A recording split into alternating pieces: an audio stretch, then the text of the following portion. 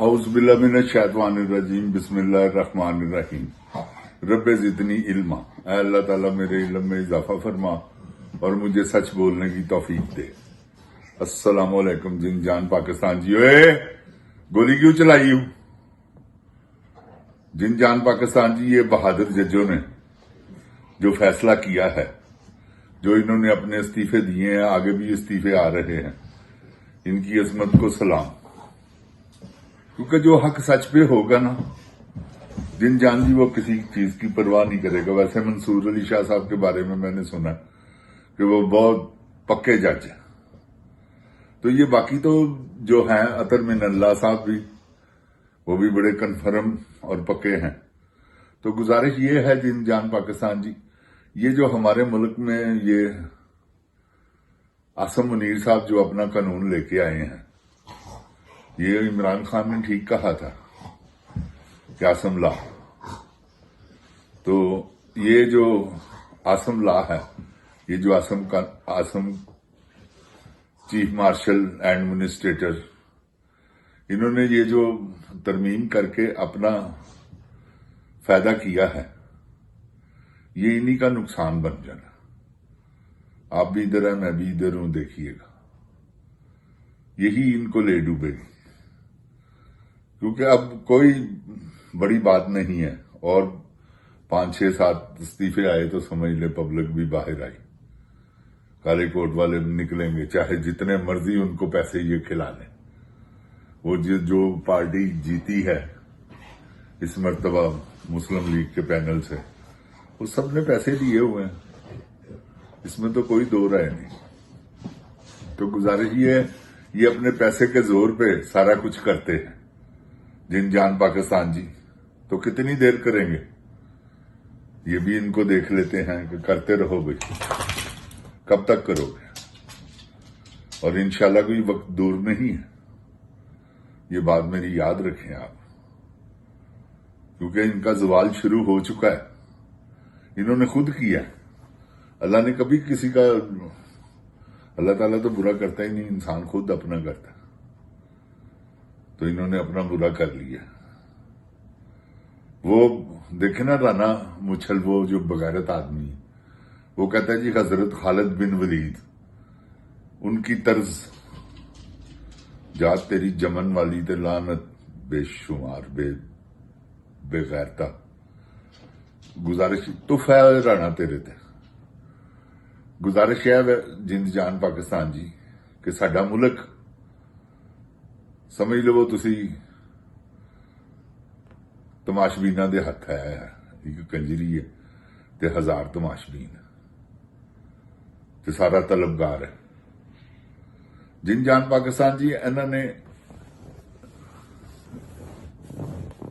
रैकोडिक ते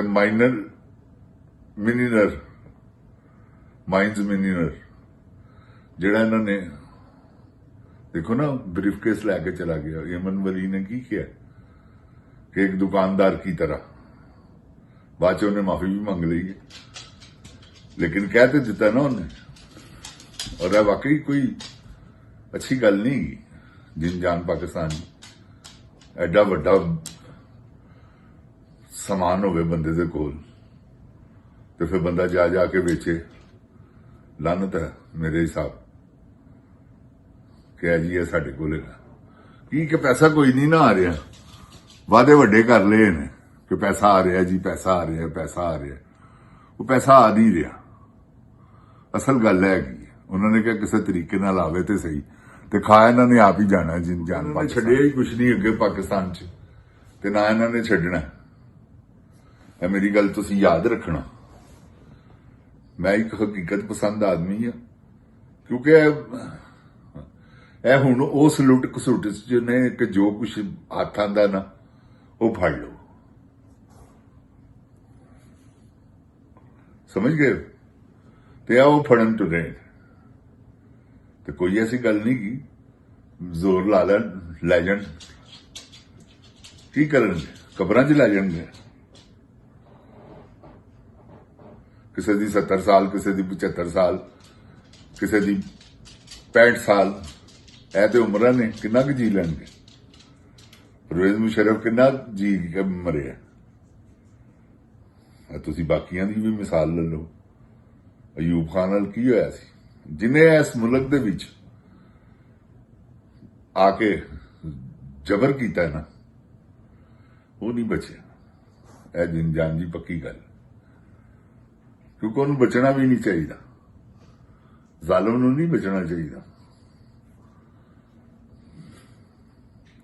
ਜ਼ਾਲਮ ਤੇ ਜ਼ਾਲਮ ਹੈ, ਜਿਨ ਜਾਨ ਪਾਕਿਸਤਾਨ ਜੀ ਤੇ ਇਹਨਾਂ ਦੇ ਕੀਤੇ ਜ਼ੁਲਮ ਕੋ ਛੋਟੇ ਥੋੜੀ ਨੇ। ਕੁਝ ਇਹਨਾਂ ਨੇ ਤੇ ਖੀਰ ਕਰ ਦਿੱਤੀ ਹੈ।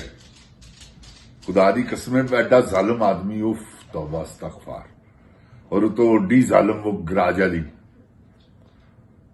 यह भी जालिम ते गराज वाली भी जालिम। इन्हें देखो ना, जालिमां ने मुल्क घेरिया है ते अल्लाह ताला उत्ते देख रहा। कोई ऐसी गल नहीं, इन्हां कोलों चपेड़ा मार के खोलांगे इंशाअल्लाह। वक्त ध्यान दिओ, क्योंकि वक्त अल्लाह नूं मंजूर नहीं गा। ਹੁਣ ਕਾਲ ਦਿੱਤੀ ਹੈ ਨਾ 24 ਨਵੰਬਰ ਦੀ। 24 ਨਵੰਬਰ ਨੂੰ ਤੁਸੀਂ ਜਿੰਦ ਜਾਨ ਪਾਕਿਸਤਾਨ ਜੀ ਨਿਕਲਣਾ। ਸਮਝ ਲਓ ਇਮਰਾਨ ਖਾਨ ਰਿਹਾ ਹੋ ਰਿਹਾ ਤੁਹਾਡੇ ਨਿਕਲਣ ਨਾਲ। ਮੈਂ ਗਲਤ ਨਹੀਂ ਕਹਿੰਦਾ। ਜਿਸਲੇ ਤੁਸੀਂ ਆਈ ਬੇਪਨਾਹ ਨਿਕਲ ਆਏ, 10 ਲੱਖ ਬੰਦਾ ਇਕੱਠਾ ਹੋ ਗਿਆ ਤੇ ਮੌਤ ਆ ਗਈ ਇਹਨਾਂ ਦੀ। ਇਹਨਾਂ ਨੇ ਸਾਰਾ ਥੋੜੀ ਮਾਰ ਦੇਣਾ। ਤੇ ਹੁਣ ਤੇ ਇਰਾਦਾ ਹੈ ਨਾ, ਸਭ ਨੇ ਸੋਚਿਆ ਹੈ ਕਿ ਵੀ ਇਹਨਾਂ ਨੇ ਗੋਲੀ ਚਲਾਣੀ। ਹੁਣ ਅਗਲੇ ਆਪਣਾ ਡਿਫੈਂਸ ਵੀ ਕਰਨਗੇ, ਜ਼ਾਹਿਰ ਹੈ। ਤੇ ਉਹਦੇ ਚ ਹੈਗਾ ਕਿ ਅੱਲਾ ਮਾਫ ਕਰੇ ਮੇਰਾ ਪਰਵਰਦੀਗਾਰ। ਉਹਨਾਂ ਨੇ ਤੇ ਕੁਝ ਨਹੀਂ ਕਰਨਾ, ਉਹ ਡਿਫੈਂਸ ਸਿਰਫ ਇਹੀ ਕਰਨਗੇ, ਇਹਨਾਂ ਕੋਲੋਂ ਬਚਣ ਦੀ ਕੋਸ਼ਿਸ਼ ਕਰਨ।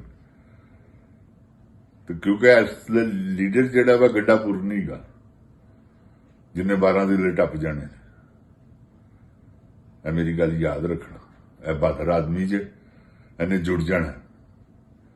ਔਰ ਇਹਨੇ ਜਿਸਲੇ ਜੁੜਨਾ ਹੈ ਨਾ, अल्लाह माफी हो जानी।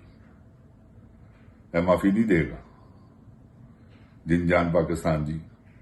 है मेरी गल, मेरी अपनी सोच है, हो सकता गलत हो गया।